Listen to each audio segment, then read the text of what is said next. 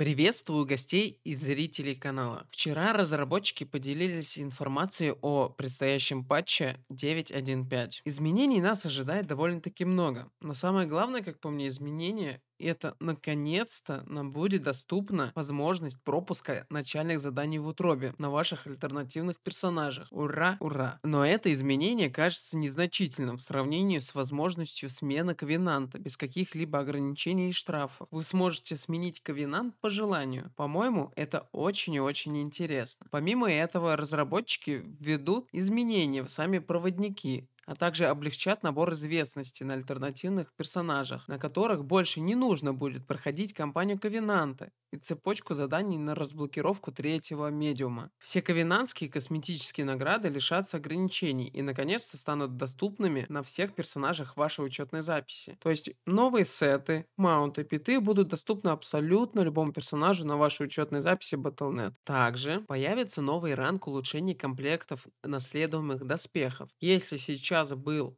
максимальный 197 айтем левел, то в патче 9.1.5 он будет выше, но в данный момент неизвестно насколько. Во время прокачки в нитях судьбы персонажи наконец-то смогут посещать Таргаст, а это может значить, что возможно вы сможете на лоу уровне уже сделать себе легендарный предмет. У наследуемых предметов наконец-то появится возможность улучшения их вплоть до 60 уровня.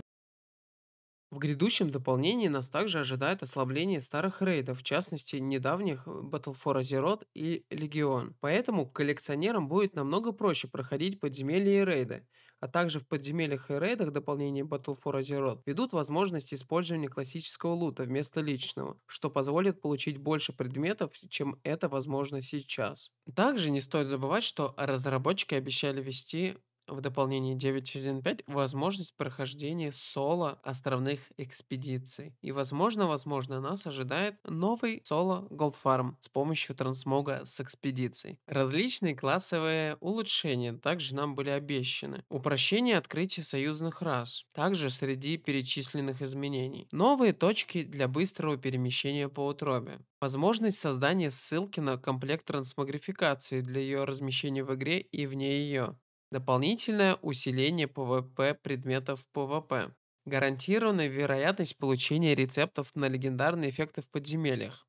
Вместе с выходом дополнения 9.1.5 в Таймволке добавят подземелье дополнение Легион. И вот никто не мог ожидать, но вместе с этим появится возможность проходить старый Мифик Плюс дополнение Легион.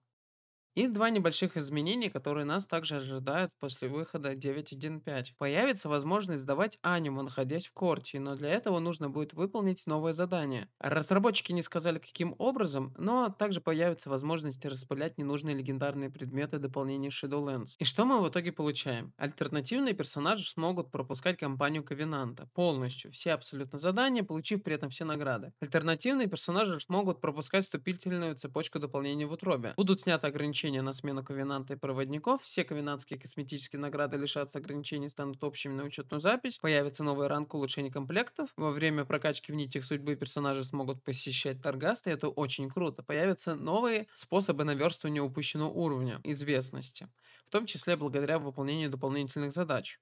То есть теперь максимизирует известность, и она будет сыпаться абсолютно из любых источников. Благодаря тому, что наследуемые предметы будут иметь более высокий уровень, вы сможете быстрее прокачивать своих персонажей. И, возможно, уровень известности можно будет прокачивать уже начиная с 50 уровня персонажа. Ну и, конечно же, действительно крутое нововведение — это Мифик Плюс Таймволки. Мне очень интересно, что они себя будут представлять. Прям не могу дождаться.